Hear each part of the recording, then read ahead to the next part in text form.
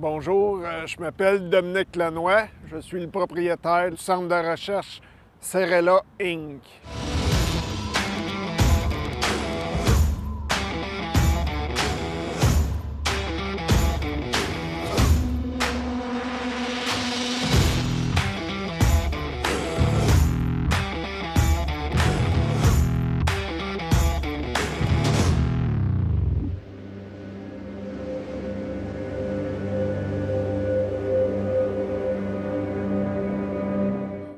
Cerella, c'est un centre de recherche en amélioration génétique spécialisé dans les céréales et dans le soya non OGM. On a également commencé un programme de recherche dans le chanvre. L'origine de la compagnie vient de M. Cloutier, à l'époque Semico, qui ont été créés en 1981-82 avec Mme Cécile Tétrault.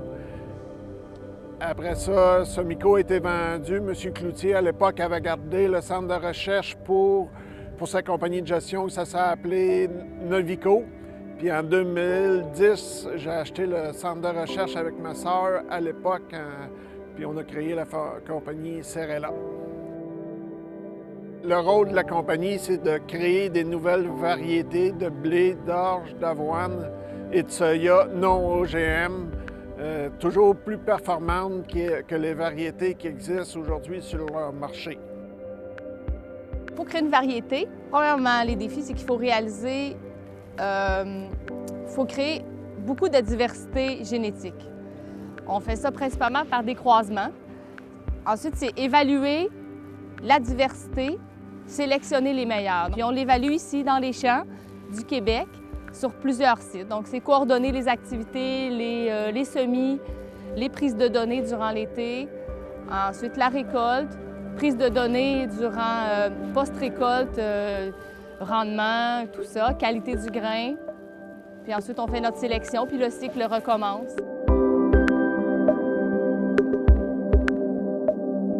Donc, une fois qu'on a, après des années de travail, quand on a trouvé des bons candidats qui pourraient satisfaire des distributeurs, des cultivateurs, on ne s'arrête pas là. On veut produire un échantillon efficace de semences la plus pure possible.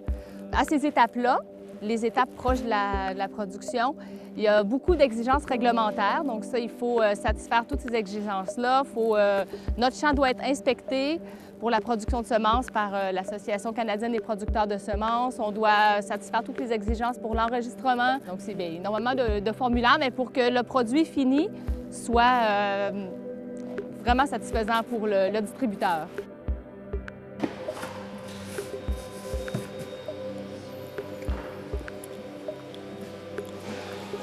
Donc, présentement, là, on se rencontre aujourd'hui dans la période des semis. On a commencé les semis hier. On en a environ pour une semaine ici là, à semer nos 30 000 parcelles environ. Ouais, c'est comme une période pointe de l'année. Ça dure pas très longtemps, mais quand il fait beau, il faut être là, il faut être au champ pour mettre nos parcelles en place. On travaille à l'année ici, donc l'hiver, c'est toute la préparation, la sélection des cultivars et tout, pour mettre en place nos essais pour le printemps. Donc, le travail continue vraiment tout le long de l'année. Il n'y a pas de période vraiment morte dans l'année en tant que telle. La recherche, c'est vraiment primordial pour nos activités parce qu'on veut trouver des façons de les trouver, ça, ces meilleurs génotypes. Et puis, on veut trouver des méthodes qui seraient justement peut-être plus avant-gardistes, plus efficaces que la compétition. Pour donner un ordre de grandeur, on va avoir 25 000 échantillons à analyser. Donc, il faut être efficace, il faut savoir qu'est-ce qu'on cherche. Il faut peut-être chercher des traits qui se différencient un petit peu de la compétition. Je peux peut-être donner un exemple sur la toxine déoxynivalénol, la DON, qui est produite par un champignon pathogène. On a mis en place quelque chose qui existe. Donc, ce n'est pas nécessairement quelque chose qu'on a inventé, mais on l'a mis sur pied. J'ai consulté des articles scientifiques pour savoir comment le mettre en œuvre pour l'implémenter le plus tôt possible dans le développement des variétés. l'innovation, quand on travaille dans le centre de recherche, est primordiale. Je pense qu'on est quand même innovateur point de vue efficacité dans les champs. On innove aussi, on a créé un nouveau laboratoire, une chambre de croissance. On va avoir, à partir de cet automne, un autre docteur en génomique. On essaye d'être le plus possible en avant de la parade et non en arrière ou pas savoir qu'il y a une parade qui existe.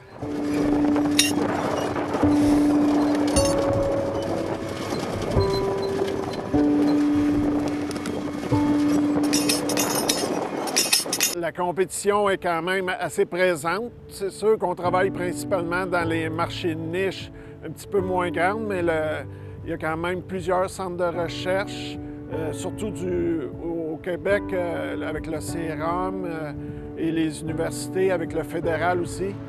Il faut être performant, il faut faire différemment parce qu'eux autres n'ont pas les mêmes budgets que nous autres.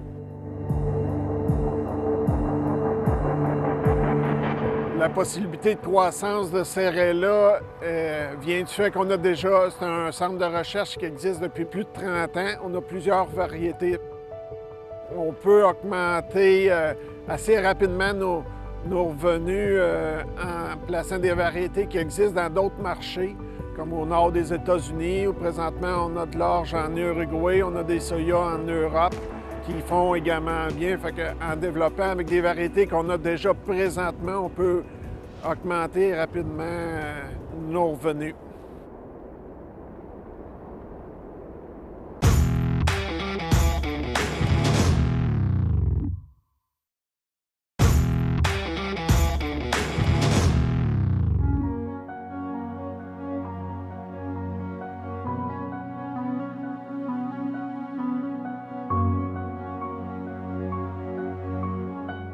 Alors, ce matin, moi, ce que je fais, c'est que je suis en train de démarier les plants qui ont été semés un petit peu plus tôt. Je suis rendue au semis 3. Ce que je fais, c'est que je vérifie dans mon pot. J'ai 5 plants. J'essaie de choisir les 2 plus beaux qui vont servir à faire les croisements dans quelques semaines. Donc, les 3 que je considère qui sont soit pas bien placés ou qui sont moins beaux, je les enlève pour pouvoir en conserver seulement 2 dans mes pots, ce qui va être à peu près l'équivalent dans toutes les variétés de céréales. Pour le blé, par contre, on en garde 3 plants. C'est ce que je fais ce matin.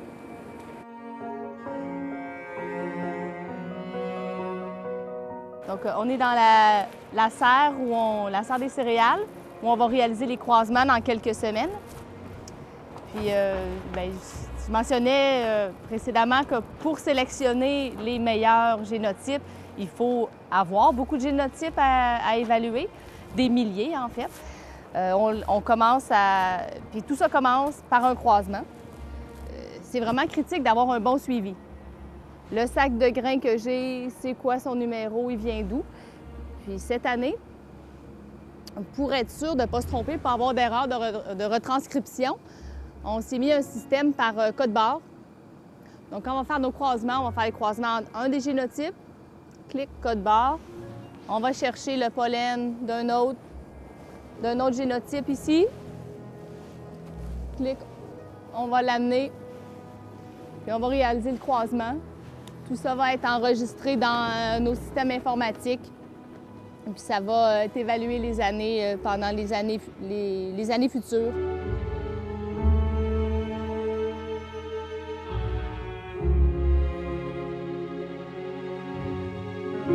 Ici, il y a de l'orge. C'est la serre d'orge, blé, avoine.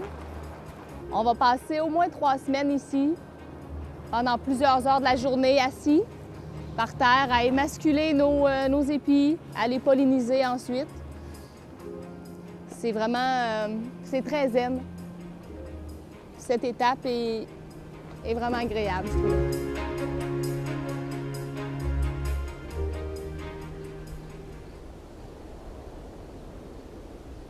Chez CERELA, on a un nouveau programme de breeding, de sélection sur le chanvre. Le chanvre, ça pose des défis vraiment particuliers. Il y en a 2 principaux. Un, c'est qu'il y a des plants qui sont seulement mâles femelles ou femelles. Puis dans nos productions, Les plants mâles, c'est des indésirables. Ils vont juste produire du pollen, pas de grains, rien. Donc ça, on n'en veut pas. J'essaie ici, je fais les optimisations. Donc c'est pas ces plants-là qui vont être semés pour le vrai au champ, mais je fais nos optimisations pour pouvoir extraire l'ADN des très jeunes plantules, même plus jeunes que ça, tester les marqueurs moléculaires qui identifieraient les plants mâles, puis pas les semer finalement dans nos productions de semences. Là, j'ai essayé, là ceux-là, ils sont rendus un petit peu plus vieux déjà, fait que je vais pouvoir confirmer. Celui-là, il est probablement un plant hermaphrodite qui porterait les deux sexes. J'en ai ici. Ici, j'ai un plant qui est en train de produire beaucoup de pollen. On fait pouf pouf, là, puis le pollen tombe. Puis le pollen, il peut se disséminer jusqu'à 5 km. Donc ça, c'est un autre des défis. Quand on fait des productions de semences, on ne veut pas qu'ils soient contaminés par le pollen de chanvre environnant. Donc il faut qu'ils soient à 5 km des productions de semences, des autres productions de semences de chanvre.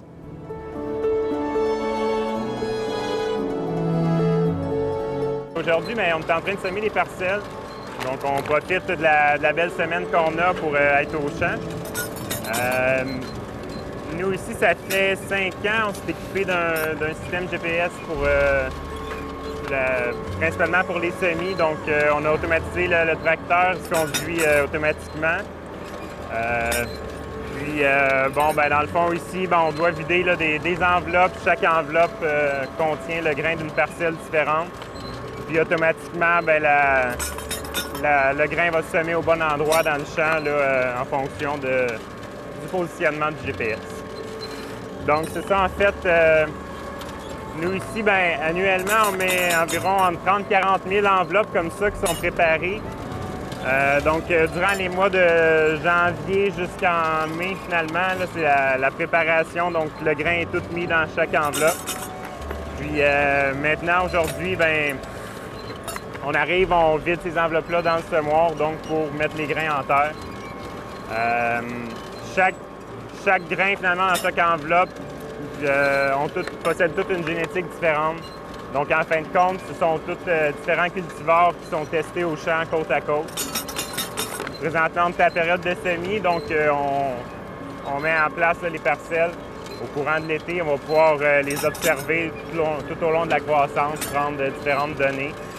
Puis à l'automne, ça va être le moment de la récolte. Donc, on ramasse tout ça. Puis à l'intérieur, au laboratoire, durant l'hiver, on va prendre des données de rendement puis de qualité de grain.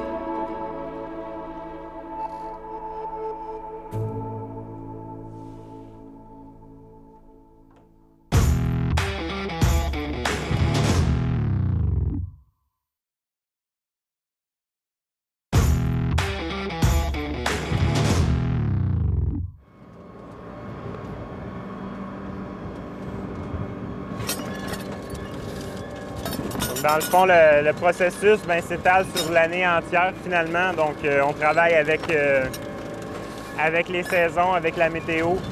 Donc, on ne peut pas réellement aller plus vite que la nature. On doit mettre en place nos parcelles, leur laisser le temps de pousser au courant de l'été pour avoir la récolte là, à la fin de la saison. Donc, c'est un des défis finalement qui vient avec le travail.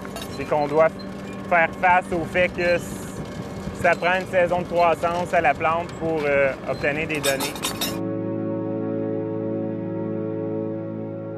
Quand on parle de 10-12 ans pour la création d'un cultivar, en fait, ça passe par là. C'est qu'on doit l'évaluer plusieurs années, puis on est limité donc, par les saisons qu'on a ici au Québec.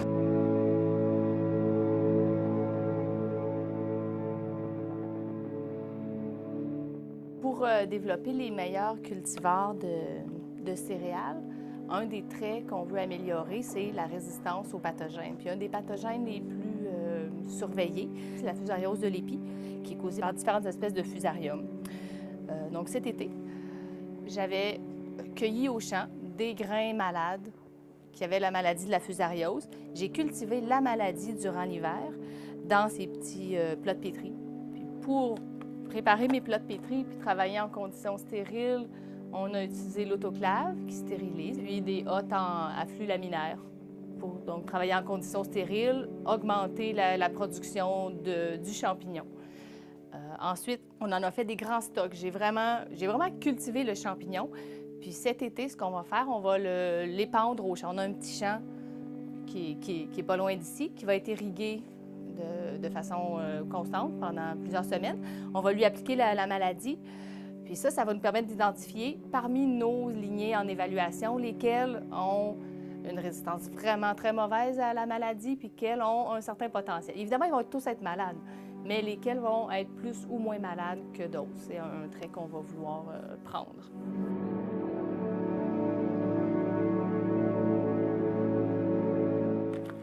Pour nos grains qui ont été infectés artificiellement de maladies, on va quantifier la toxine qui aurait été produite par le champignon. Puis ça, c'est quelque chose qu'on peut pouvoir évaluer. Puis la raison principale de ce protocole-là, c'est que pour avoir le droit d'enregistrer un cultivar, il doit être au moins aussi résistant à ce pathogène que, disons, la moyenne des meilleurs sur le marché. Alors, un des protocoles qu'on utilise, c'est par la technique ELISA. Donc, on achète certains kits. Donc, tu sais, on ne réinvente pas la roue, on achète des choses qui existent, mais on investit, dans le fond, dans les tests. Puis ça, là, cette technique-là, on l'avait jamais fait avant. Mais donc, les premières fois où on l'a fait, c'était pas facile. On en a perdu des plaques, on en a refait des échantillons, mais finalement, on a réussi à bien maîtriser la technique. Donc, c'est un des exemples. On ajuste la pipette, on prend un certain volume d'échantillon. On peut mélanger dans nos puits.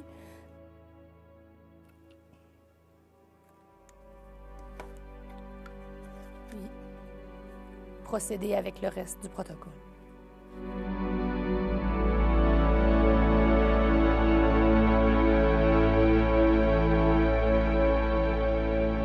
La compétition, c'est sûr que la compétition, c'est toujours bon d'avoir. La compétition, elle nous a fait que c'est sûr qu'ils ont plus de budget, ils ont des moyens plus supérieurs à nous autres, mais en même temps, ça nous amène à nous surpasser, d'être plus efficaces, avant-gardistes. C'est là que la compétition nous pousse à être meilleurs.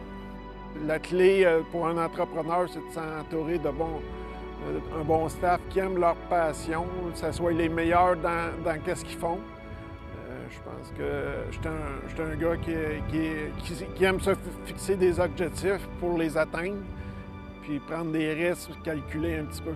C'est sûr que chez CRLA, c'est un esprit de famille avant tout. On n'a pas de roulement, on n'a plus de roulement de personnel, puis le monde se développe dans l'entreprise. C'est très intéressant.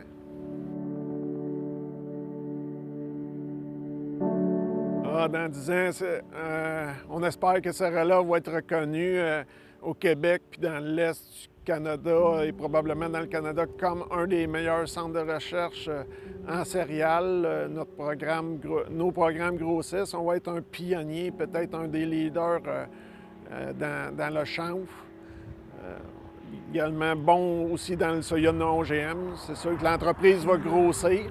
On est au début, puis on a plein de projets de développement. J'espère que dans 10 ans, 5 à 10 ans, je suis sûr qu'on va avoir plus que doublé le nombre de personnes, puis j'espère qu'on va avoir beaucoup de plaisir.